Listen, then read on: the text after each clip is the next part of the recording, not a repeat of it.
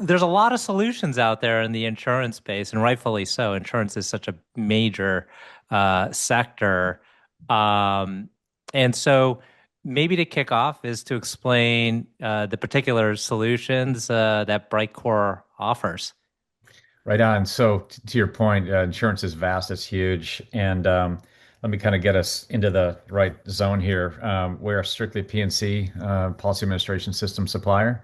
For the moment, we are only selling into the North America market. Hmm. And further, we are carved out a niche in the sort of tier four, tier five, tier six space. So kind of sub-billion dollar carriers is our home court. That's where we're focused. Hmm. Excellent. And just to give even more context, like how many roughly are in this market? Yeah, many hundreds of customers. If you add the emerging and even legacy MGA customers, you're well over 1,000 companies in that world. Okay. Um, RJ, our intelligence shows that maybe 20 or 25% of these companies have modernized to something new, and what they're otherwise working with is a legacy system, perhaps homegrown, often homegrown. It could be a legacy platform that was developed like literally 30 years ago, even before the web era, kind of an old school client server type era. And There is just a lot of technology that's very, very dated. And the way that shows up for customers is it works, but they're not able to take advantage of all the latest technologies. And as a result, they kind of have um, they have a lag in profitability as a result. So BriteCore is totally focused on helping customers improve their combined ratios, Hmm. right? Everything we do, every kind of conversation and argument we have inside the company about prioritization is always goes through that lens. Like, how is this tech? How is this new widget? How is this new feature helping customers ultimately become more profitable? And that's both top line and bottom line. Acquire additional policies, open up new lines, make changes to existing lines. It could be in the favor in the flavor of helping customers have a stable environment to acquire full books from other carriers, and at the same time zero in on workflow or time-intensive parts of the overall policy management workflow. And naturally that's a rich area for AI, and we're doing a lot in that regard as well. So again, taking dead aim at combined ratios really drives us. And so it sounds like it's a full platform. It's end to end. And, is that a point of differentiation why, one of these folks would go with BriteCore over a competitor? Yeah, it is, RJ. I mean, for sure, it's an end-to-end platform. We do every component of it, all the way from underwriting through policy administration, claims handling, billing, of course. And there's a very integrated and advanced kind of first-class citizen analytics capability in the product. So that's all built in. Executive dashboards, that kind of a very high-end kind of visual real-time capability. But it's all end-to-end. And we do see some customers who do the Frankenstein thing and try to meld multiple modules together into one overall solution.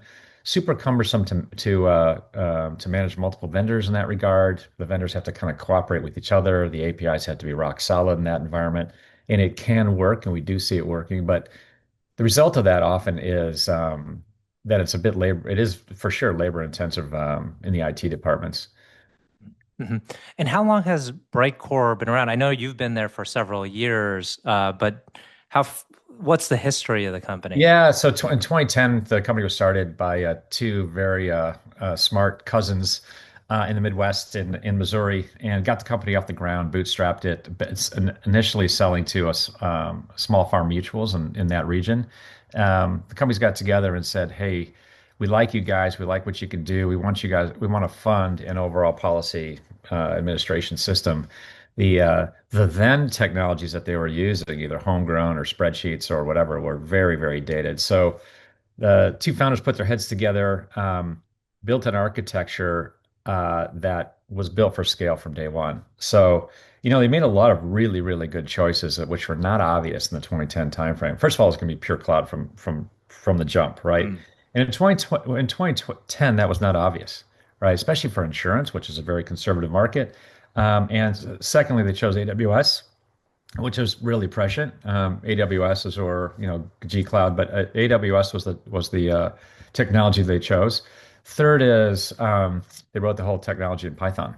So Mm, again, not an obvious choice back in 2010, but here we are, 2026, and Python is the language for AI. So the whole code base is written in Python, and all the smart kids are coming out of school, colleges with multiple years of Python experience. So that's a really big advantage.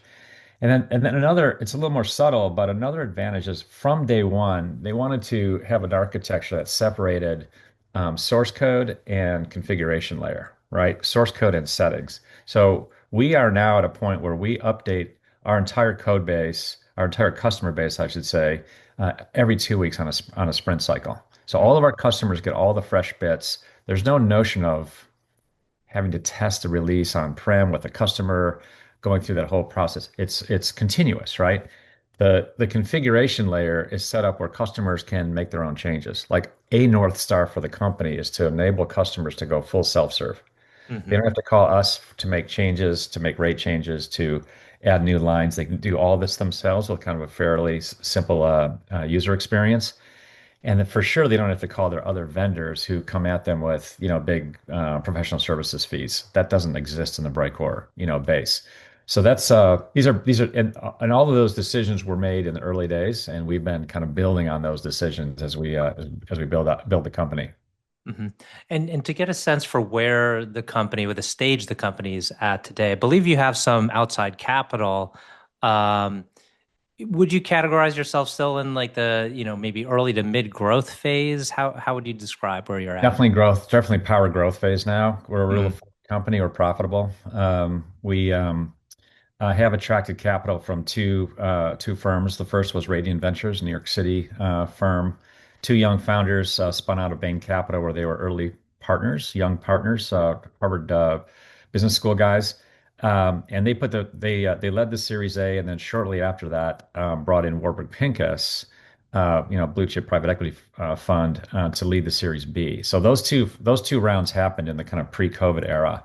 Um, I joined in the summer of 2021, so going on 5 years here, and we did sort of a top off round with that change, and that was sort of co-led by Warburg and Radian. So Warburg and Radian are the two primary investors in the company. excellent. And is the goal here, I mean, obviously you want to continue to grow and to an extent like hyperscale, but are you focused on kind of amplifying or improving your feature set? Is it you kind of land and expand? Is it, you know, finding new customers? How fast can you go into the market or penetrate the market? Yeah, so that the architecture that I described gives us another hugely unfair advantage, which is easy implementations. I mean, this is insurance, that's complicated stuff for sure, but it's far, far easier to implement BriteCore than it is for all of our competitors, candidly.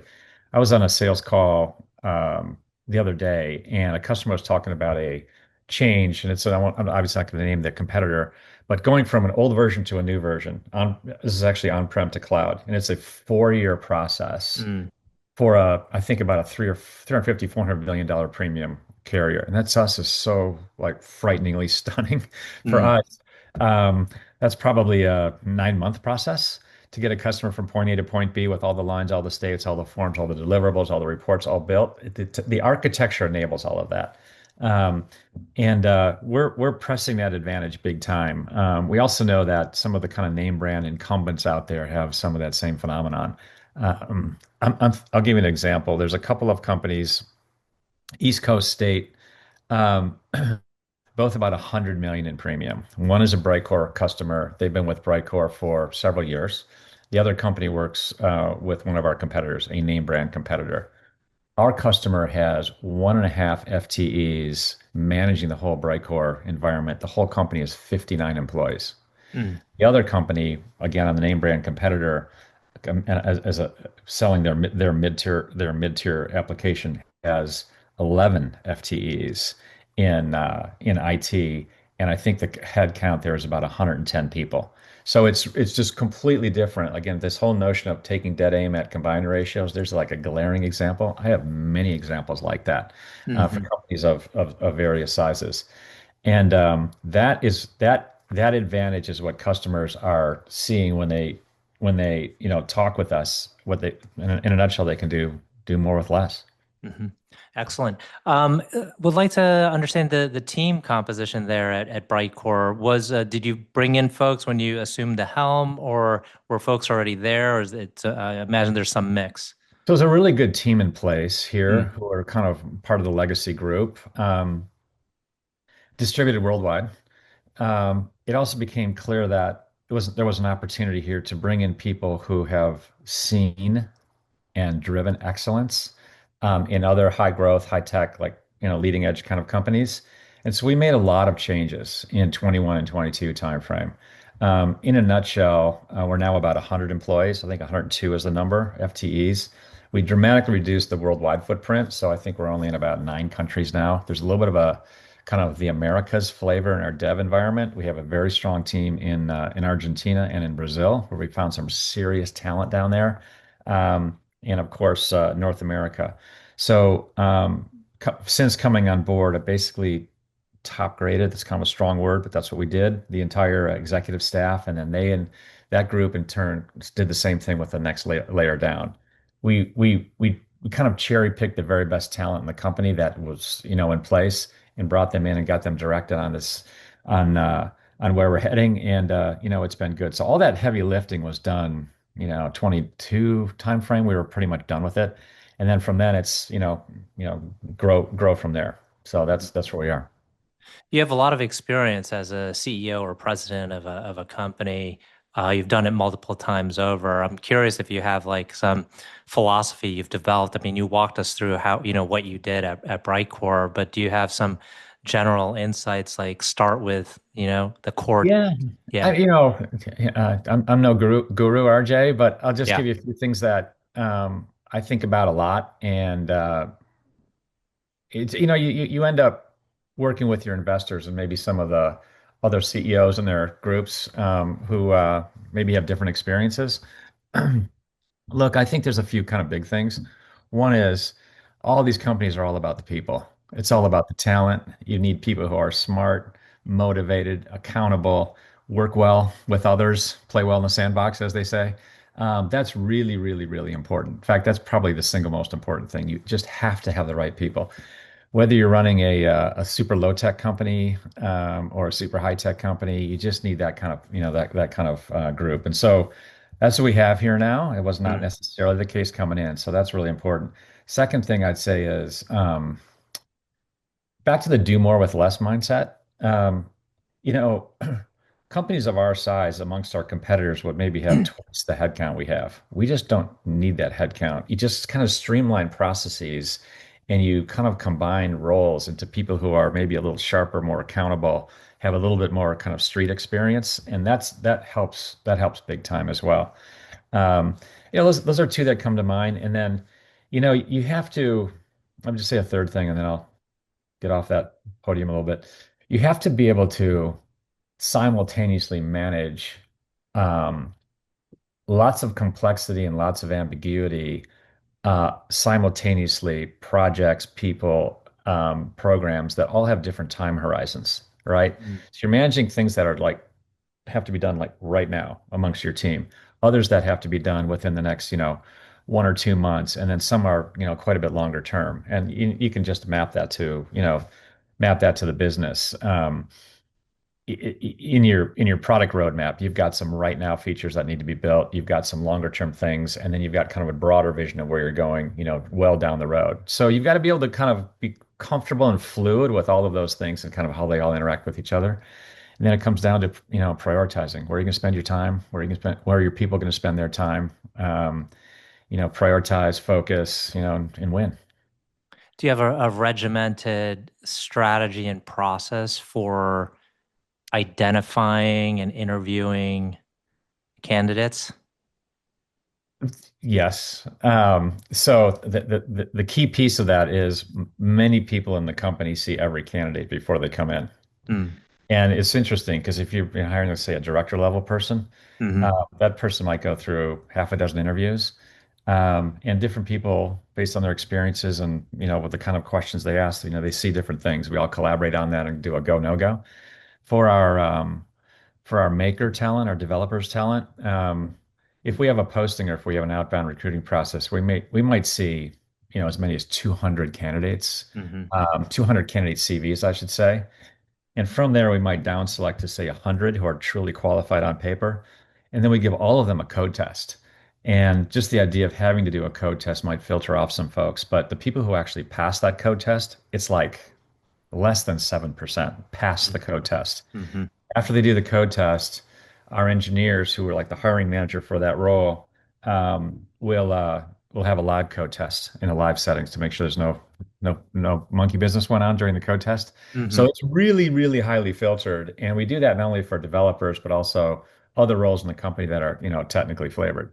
Hmm. But it's For those rigorous, super rigorous. for those non-developer roles, folks you've recruited in, what's been the success rate of those individuals? Well, once people who actually, get through that process and they're good people, right? Yeah, It's they, accountable, energetic, friendly, but very kind of a mindset of like they want to be the best version of themselves, right. right? Um, I mean, look, you're not always 100% on that, but in general, and the vast majority of the folks are like that. If once you have all that, it's kind of like you sort of get out of the way a little bit of the people and let them do their thing. Give them the broad guidelines and let them do their thing. So that's what you do. And the other thing I would say as a CEO, for companies that are kind of under 100 in ARR, and we are one of those, you still have to be very, very on top of the details. You have to be like, you still have to kind of micromanage all the way up and down to make sure everything is going, everything is working well. So you never give that up. And I think some people gloss that over, and, sometimes you end up, off target. Yeah. So you got to stay very involved. Yeah. Well, one of the things we like to touch on is kind of the value that capital partners have brought to the table, aside from the financial capital. Are there kind of areas where, Warburg and Radian have truly been kind of value add? Yeah, for sure. So each of them have peer level sessions. Both Radian and Warburg have peer level sessions for CROs, for CTOs, and so forth. Mm. So our people participate. Sometimes they dominate some of those meetings, actually. So that's super helpful. And because the nature of what they do is they see lots and lots of portfolio companies.